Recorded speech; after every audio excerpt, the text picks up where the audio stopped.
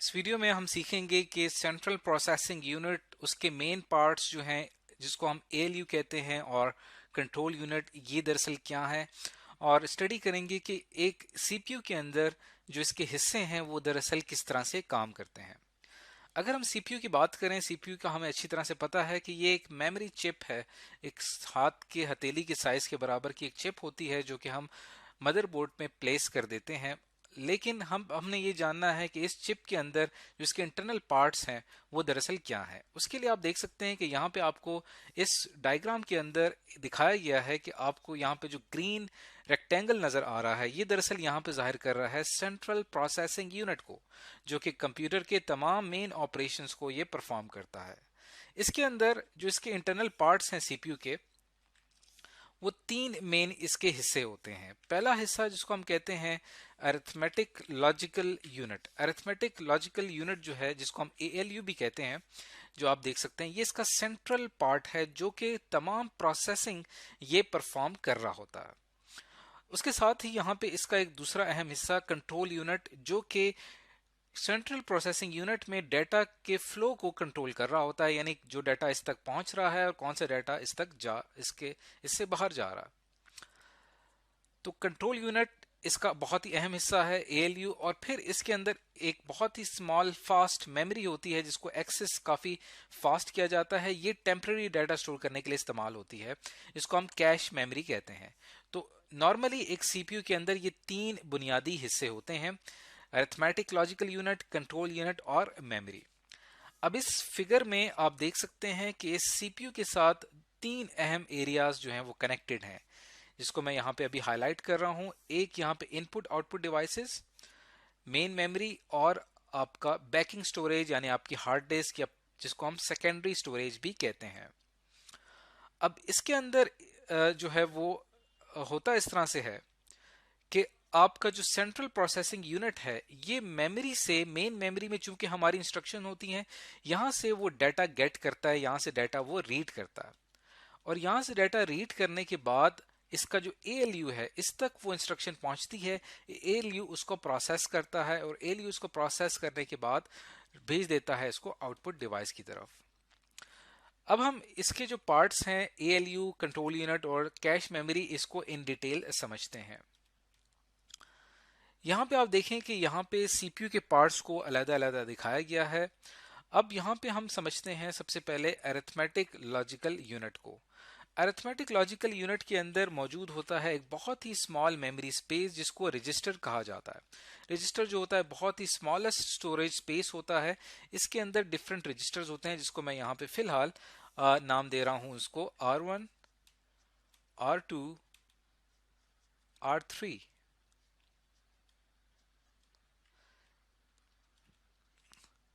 तो इसमें जो है ये तीन रजिस्टर्स होते हैं R1, R2 एंड R3। अब ये रजिस्टर दरअसल है क्या? ये दरअसल इंस्ट्रक्शन को आर्जी तौर पे स्टोर करने के लिए इस्तेमाल होते हैं। एक्यूमुलेटर इसका सबसे एक अहम रजिस्टर है जो कि इसके अंदर इस्तेमाल होता है। एक्यूमुलेटर हमारे पास सीपीयू का जो एएलयू है इसके अंदर एक्यूमुलेटर होता है, जिसको इस वक्त मैं R1, जिसका पहला रजिस्टर, इसको मैं ए डबल सी से शो कर रहा हूं यहाँ पे। यानी कि ए डबल सी का क्या मतलब है? एक्यूमुलेटर। R2 भी हमारे पास एक और एक्यूमुलेटर होता है। और R3 दरअसल हमारे पास एक वो रजिस्टर होता है जिसको हम CIR कहते हैं। CIR से क्या मुराद है? Current instruction register. यानी ये अगर हम ALU को इंटरनली समझने की कोशिश कर रहे हैं कि ALU जो है उसके अंदर ये दो अहम रजिस्टर्स होते हैं, एक्यूमुलेटर और करंट इंस्ट्रक्शन रजिस्टर, जो कि आपकी प्रोसेसिंग में बहुत ही अहम रोल प्ले करते हैं। अब हम कंट्रोल यूनिट की बात कर लेते हैं। कंट्रोल यूनिट जो है सीपीयू का बहुत ही अहम हिस्सा है। इसके अंदर भी एक रजिस्टर लगा होता है और इस रजिस्टर को कहा जाता है प्रोग्राम काउंटर, या जिसको हम पीसीबी कहते हैं। पीसी दरअसल कंट्रोल यूनिट में मौजूद एक स्मॉल रजिस्टर है और उसका एक खास फंक्शन होता है।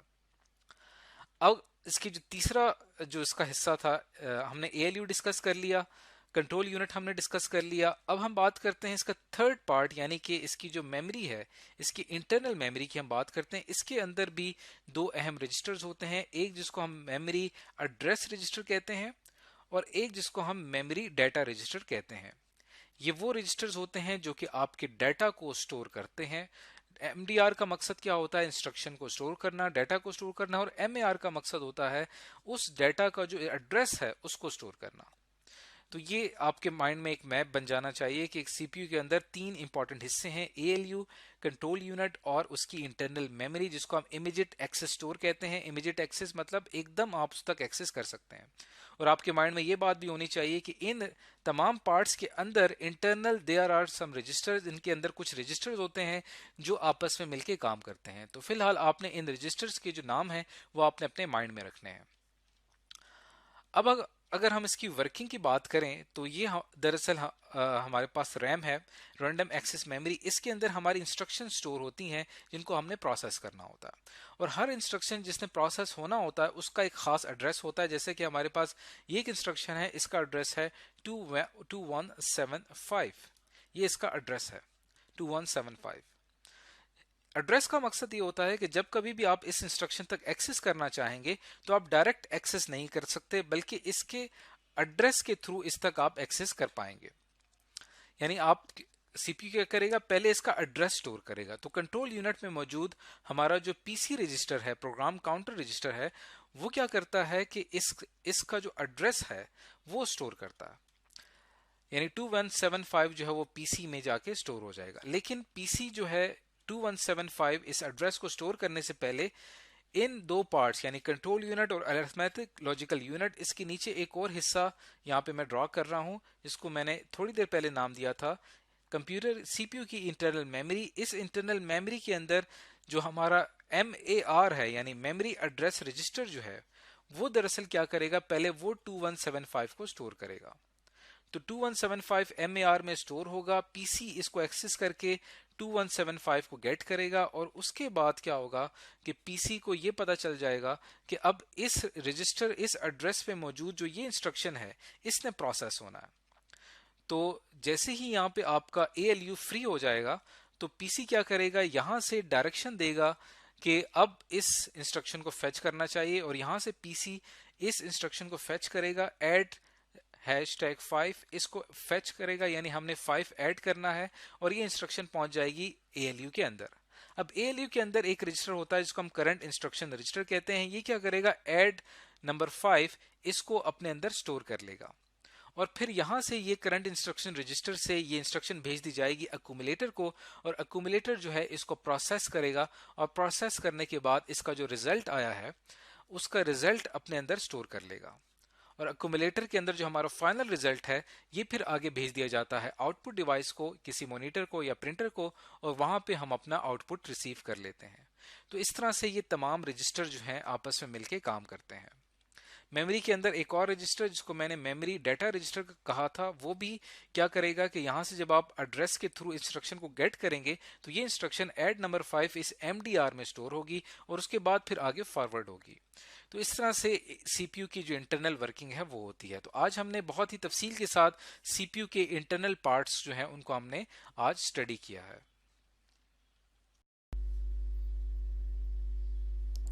हेलो स्टूडेंट्स, हमारी आज की वीडियो का टॉपिक है बस एंड टाइप्स ऑफ बसेस।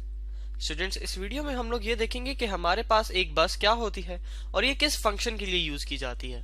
उसके बाद हम इसकी कुछ टाइप्स देखेंगे और देखेंगे कि वो टाइप्स आपस में एक दूसरे से डिफरेंशिएट कैसे करती हैं और किस तरह परफॉर्म करती हैं। तो स्टूडेंट्स, स्टार्ट करते हैं बसेस के इंट्रोडक्शन के साथ। तो स्टूडेंट्स, बस हमारे पास एक कम्युनिकेशन चैनल होता है बिटवीन सीपीयू और कंप्यूटर की बाकी डिवाइसेस के दरमियान में। यानी हमारे पास बस जो होती है ये बेसिकली वायर्स होती हैं या कम्युनिकेशन लाइंस होती हैं जो हमारे कंप्यूटर के सीपीयू को कनेक्ट करती हैं बाकी की कंप्यूटर डिवाइसेस के साथ। यहाँ पे बाकी की कंप्यूटर डिवाइसेस में हमारे पास for example input output devices आ जाती हैं, और इन इनपुट आउटपुट डिवाइसेस के अलावा हमारे पास जितनी भी और डिवाइसेस हैं, फॉर एग्जांपल हमारे पास मेमोरी है या उसके अलावा और कोई और डिवाइस है, वो भी हमारे पास आपस में कनेक्टेड होती हैं इन्हीं बसेस की मदद से। और ये बसेस जो होती हैं बेसिकली हमारे पास वायर्स की फॉर्म में या कम्युनिकेशन लाइंस की फॉर्म में एक कम्युनिकेशन चैनल होती हैं जो कि डाटा को एक पॉइंट से दूसरे पॉइंट तक लेके जाती हैं। तो यहाँ पर हम लोग ये कह सकते हैं कि बसेस को यूज करके हम लोग डाटा को ट्रांसफर करते हैं from point A two point B। यहाँ पे एक जरूरी बात जो हमने देखनी है वो ये है कि ये जो डाटा ट्रांसफर होता है इस कम्युनिकेशन चैनल पे वो होता है यूजिंग इलेक्ट्रिकल सिग्नल्स। यानी फॉर एग्जाम्पल एक सीपीयू था हमारे कंप्यूटर का और एक हमारी कोई आईओ डिवाइस थी। आईओ डिवाइस से मुराद हमारी यहाँ पर इनपुट आउटपुट डिवाइस है और इन दोनों के दरमियान में कोई डाटा हमने ट्रांसफर करना था। अब ये जो डाटा है इस कम्युनिकेशन लाइन पर आने से पहले यानी इस बस पर आने से पहले ये जो डाटा था हमारे पास, जिस तरह के हमें मालूम है, ये एग्जिस्ट करता है बिट्स की फॉर्म में, यानी कि वंस और जीरोस की फॉर्म में। और इस डाटा को पहले हम कन्वर्ट करते हैं इलेक्ट्रिकल सिग्नल की फॉर्म में और फिर इस इलेक्ट्रिकल सिग्नल को हम लोग ट्रांसमिट कर देते हैं इस बस के ऊपर, जो कि हमारे पास यहाँ आईओ डिवाइस तक रिसीव हो जाता है। और फिर आईओ डिवाइस जो है दोबारा इसी इलेक्ट्रिकल सिग्नल को कन्वर्ट करती है बिट्स की फॉर्म में। तो स्टूडेंट्स, ये था हमारे पास वो मेथड या वो फिनोमेना जिसकी मदद से हमारे पास बसेस को यूज करके हम लोग डाटा को एक पॉइंट से दूसरे पॉइंट तक ट्रांसफर करते हैं। अब स्टूडेंट्स आगे चलते हैं और इसके बारे में और चीजों को समझते हैं। तो स्टूडेंट्स, जिस तरह के अभी हमने देखा था कि बस हमारे पास एक कम्युनिकेशन चैनल है और हर कम्युनिकेशन चैनल की हमारे पास एक कैपेसिटी होती है, उसी तरह हर बस की भी हमारे पास एक लिमिटेड कैपेसिटी होती है, यानी एट अ टाइम वो कितने डाटा को एक पॉइंट से दूसरे पॉइंट तक लेकर जा सकती है। इसको अगर हम अपनी रियल लाइफ से कंपेयर करें तो इसको हम लोग सपोज कर सकते हैं कि ये हमारे पास एक रोड है और इस रोड का जो साइज है वो मेजर करता है कि एट अ टाइम इस रोड पे से कितनी गाड़ियां गुजर सकती हैं। फॉर एग्जांपल 1 और 2। अगर इसी रोड का साइज मैं बड़ा कर देता तो यहाँ पर मेरे पास 2 से ज्यादा एट अ टाइम गाड़ियां गुजर सकती थी। For example 1 2 3 4 5 6 and so on. यानी हमने अगर अपने कम्युनिकेशन चैनल का साइज इंक्रीज कर दिया तो हमारे पास जो डाटा पर सेकंड या पर मिनट या पर रेट, हमारा जो डाटा का रेट था हमारे पास जो ट्रांसफर हो रहा था एट अ यूनिट टाइम, वो हमारे पास इंक्रीज हो जाता है। तो इसको हम लोग यूं कह सकते हैं कि फॉर एग्जांपल अगर हमारे पास एक बस थी जिसके अंदर हमारे पास 16 लाइंस थी, तो इसका मतलब है ये हमारे पास एट अ टाइम 16 बिट्स को पॉइंट ए से पॉइंट बी तक लेके जा सकता है। इसी तरह अगर हमारे बस में 32 लाइंस थी तो ये हमारे पास जो है एट अ टाइम, यहाँ पे स्टूडेंट ये लाइंस लिखा हुआ है, एट अ टाइम हमारे पास 32 बिट्स को एक पॉइंट से दूसरे पॉइंट तक लेके जा सकती है। तो ये हमारे पास हमने देखा कि हर बस की डिफरेंट कैपेसिटी होती है और जितनी ज्यादा कैपेसिटी होती है उतना ही फास्टर हमारे पास कम्युनिकेशन हो जाती है। अब स्टूडेंट आगे चलते हैं और बसेस की टाइप्स को समझते हैं। तो अगर बात की जाए बसेस की टाइप्स की तो हमारे पास बसेस की 3 टाइप्स होती हैं। एक होती है डाटा बस, दूसरी होती है एड्रेस बस और तीसरी होती है कंट्रोल बस। ये जो 3 टाइप ऑफ बसेस हैं ये तीनों जो है डिफरेंट टाइप ऑफ डाटा या डिफरेंट टाइप ऑफ इंफॉर्मेशन को एक जगह से दूसरी जगह लेके जाती हैं। यानी जिस तरह के इनके नाम से जाहिर है, जो डाटा बस है वो हमारे पास डाटा को एक पॉइंट से दूसरे पॉइंट तक लेके जाने के लिए यूज होती है, जबकि जो कि एड्रेस बस है ये हमारे पास यूज होती है एड्रेसेस को एक पॉइंट से दूसरे पॉइंट तक लेके जाने के लिए। यहाँ पे एड्रेसेस से मुराद हमारी जो है मेमोरी लोकेशंस के एड्रेस हैं। यानी आपको मालूम है जिस तरह कि हमारे पास मेमोरी के अंदर डिफरेंट लोकेशंस होती हैं और हर लोकेशन का एक डिफरेंट एड्रेस होता है। तो अगर हम किसी भी मेमोरी लोकेशन का एड्रेस जो है एक जगह से दूसरी जगह लेके जाना चाहते हैं तो उसके लिए हम लोग यूज करते हैं एड्रेस बस। और फिर इसी तरह हमारे पास कंट्रोल बस होती है जो कि हमारे पास कंट्रोल सिग्नल को एक जगह से दूसरी जगह लेके जाने के लिए यूज की जाती है। ये कंट्रोल सिग्नल्स हमारे पास कंट्रोल यूनिट हमारे पास जनरेट कर सकता है या और भी कोई जनरेटेड अगर कंट्रोल सिग्नल है तो वो हमारे पास कंट्रोल बस जो है एक जगह से दूसरी जगह लेके जाने के लिए यूज होगी। इस टाइम हम लोग डायग्राम में देख सकते हैं कि हमारे पास हमारे कंप्यूटर ऑर्गेनाइजेशन के जो 4 मेन कंपोनेंट्स होते हैं वो मौजूद हैं। ये 4 मेन कंपोनेंट्स जिस तरह की आपको याद होगा, एक सीपीयू होता है, दूसरा मेमोरी और तीसरी इनपुट डिवाइसेस और चौथी आउटपुट डिवाइसेस। और आप देख सकते हैं कि ये तीनों जो मेजर कंपोनेंट्स हैं ये आपस में कनेक्टेड हैं इन्हीं 3 बसेस की मदद से। सबसे पहले हमारे पास विजिबल है इस टाइम डाटा बस, ये हमारे पास डाटा बस है जिस तरह यहाँ पर मेंशन भी किया हुआ है। फिर उसके बाद हमारे पास एड्रेस बस है और फिर हमारे पास कंट्रोल बस है।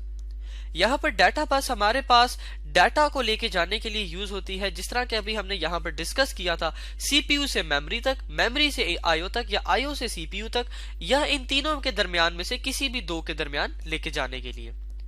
तो हमने देखा कि डाटा बस जो है अब यहाँ पर आपने एक इंपॉर्टेंट बात स्टूडेंट देखनी है कि ये जो डाटा बस है इसके एरोज जो हैं वो हमारे पास बस की तरफ भी हैं और फिर कंपोनेंट की तरफ भी है, यानी सीपीयू की तरफ भी है। इसी तरह मेमोरी का भी देखा जाए तो मेमोरी से भी डाटा आ रहा है और मेमोरी में भी डाटा जा रहा है। इसी तरह आईओ डिवाइस से भी डाटा आ रहा है और उनकी तरफ भी जा रहा है। तो जो डाटा बस है वो आपके पास टू वे कम्युनिकेशन के लिए यूज होती है, यानी ये हमारे पास सीपीयू से रिसीव भी करती है डाटा और सीपीयू में ट्रांसफर भी करती है। इसी तरह हमारे पास डाटा बस मेमोरी से रिसीव भी करती है और मेमोरी को ट्रांसफर भी करती है। इसी तरह आईओ से रिसीव भी करती है और आईओ को ट्रांसफर भी करती है। लेकिन अगर हम लोग एड्रेस बस की बात करें, जो कि हमारे पास ये सेकंड नंबर की बस है, ये आप देख सकते हैं कि ये वन वे कम्युनिकेशन है, यानी ये डाटा जो है सीपीयू से सिर्फ और सिर्फ रिसीव करती है।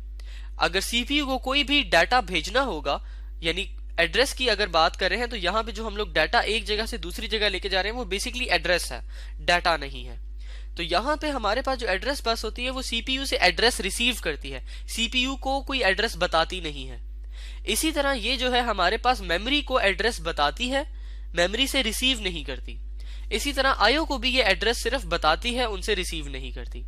इस बात को अगर हम समझने की कोशिश करें तो ये यूं हो सकता है कि फॉर एग्जांपल हमारे सीपीयू ने कोई डाटा एक्सेस करना था और वो डाटा जो था हमारी किसी मेमोरी लोकेशन पे सेव था। अब हमारे सीपीयू को इस मेमोरी लोकेशन का एड्रेस पता है, तो हमारा सीपीयू क्या करेगा, इस एड्रेस को जो है एड्रेस बस में डाल देगा। यानी ये जो हमारे पास एड्रेस होगा, जो हमारे सीपीयू को पता होगा जहां पे ये डाटा पड़ा हुआ है, ये जो एड्रेस होगा ये डाल दिया जाएगा हमारे पास एड्रेस बस में। और फिर एड्रेस बस जो है इस डाटा को लेकर जाएगी किसके पास, मेमोरी के पास। और मेमोरी को बताया जाएगा कि इस एड्रेस के ऊपर जो भी आपके पास डाटा पड़ा है उसकी रिक्वायरमेंट है सीपीयू को। तो हमारी मेमोरी जो है ये एड्रेस बस से वो एड्रेस उठाएगी और उस एड्रेस पे यानी उस मेमोरी लोकेशन पे जो डाटा पड़ा था उस डाटा को हमारे पास रख दिया जाएगा किसके ऊपर, डाटा बस के ऊपर। और फिर ये जो डाटा बस है इस मेमोरी लोकेशन से डाटा को उठाकर डाटा को लेकर जाएगी सीपीयू के पास और सीपीयू को वो डाटा मिल जाएगा। तो स्टूडेंट इसी तरह अगर हम लोग कंट्रोल बस की बात करें तो वो बिल्कुल डाटा बस की तरह टू वे कम्युनिकेशन होती है, यानी वो कंट्रोल सिग्नल सीपीयू को भी देती है और सीपीयू से लेकर किसी और डिवाइस के पास भी जाती है। इसी तरह मेमोरी से भी लेती है और मेमोरी को भी कंट्रोल सिग्नल्स ट्रांसफर करती है। और same is the case for IO devices, यानी आईओ से भी हम लोग कंट्रोल सिग्नल ले सकते हैं और आईओ को भी दे सकते हैं। तो स्टूडेंट इस वीडियो में हमने देखा कि हमारे पास बसेस क्या होती हैं, उनकी डिफरेंट टाइप्स क्या होती हैं, और हमने देखा कि बसेस की कैपेसिटी क्या होती है, और फिर हमने देखा कि ये हमारे पास कम्युनिकेशन इन तीनों डिफरेंट टाइप्स ऑफ बसेस में किस तरह की जाती है। Thank you students.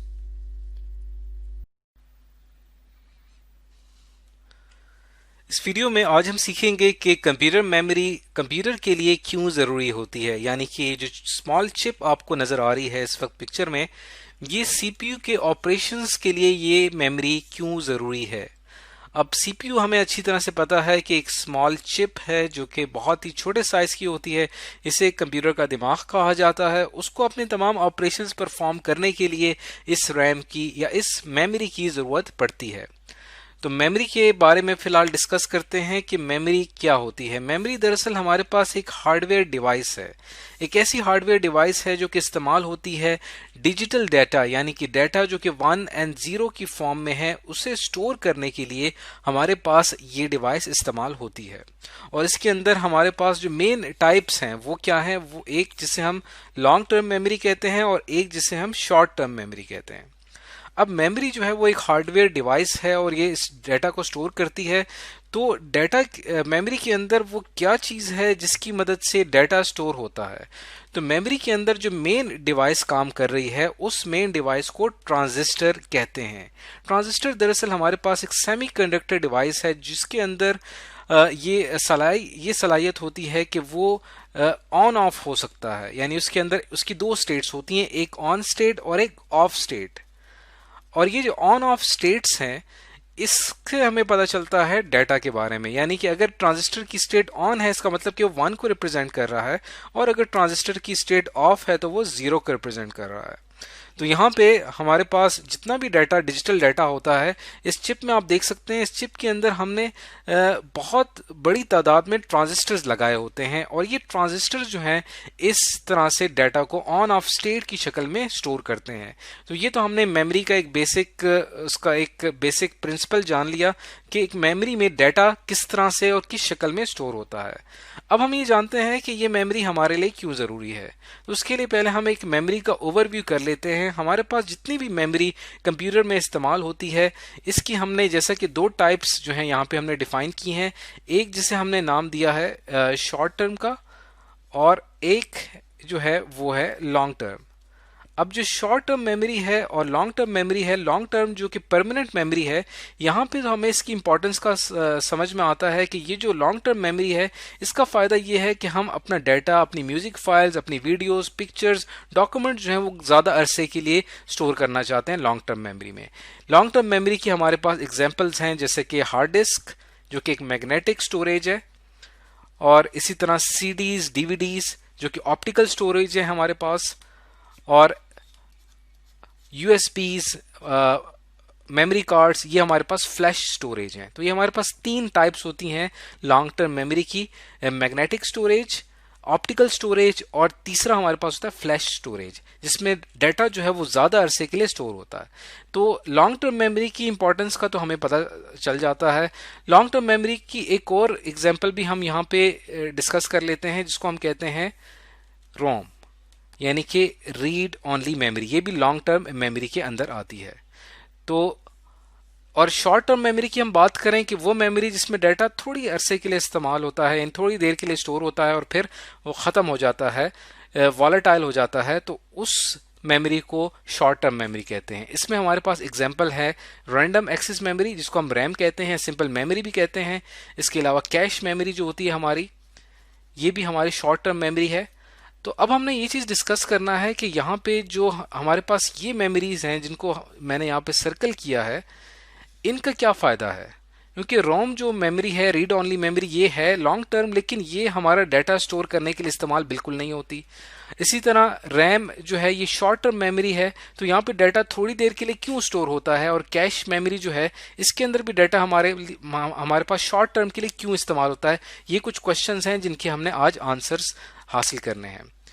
तो सबसे पहले बात करते हैं रोम की। रोम जो है हमारे पास एक ऐसी स्मॉल चिप होती है, इसके अंदर कंप्यूटर की बेसिक इनपुट आउटपुट इंफॉर्मेशन, यानी बेसिक इनपुट आउटपुट फंक्शन जो है, बायोस जिसको हम कहते हैं, उसका डाटा इस रोम चिप के अंदर होता है। रोम चिप जो है वो एक मदरबोर्ड पे प्लेस कर दी जाती है, बहुत स्मॉल साइज की चिप होती है। ये चिप जो है, इसके अंदर जितना भी डाटा होता है, इसमें कंप्यूटर की इनिशियल इंफॉर्मेशन इस चिप के अंदर होती है, जो कि हमें मदद करती है कंप्यूटर को बूट करने में। यानी कंप्यूटर को जब हम स्टार्ट में ओपन करते हैं तो एक स्क्रीन हमारे सामने अपेयर होती है जब, और फिर वो हमें मदद करती है हमारे कंप्यूटर में ऑपरेटिंग सिस्टम यानी विंडोज इंस्टॉल करने के लिए।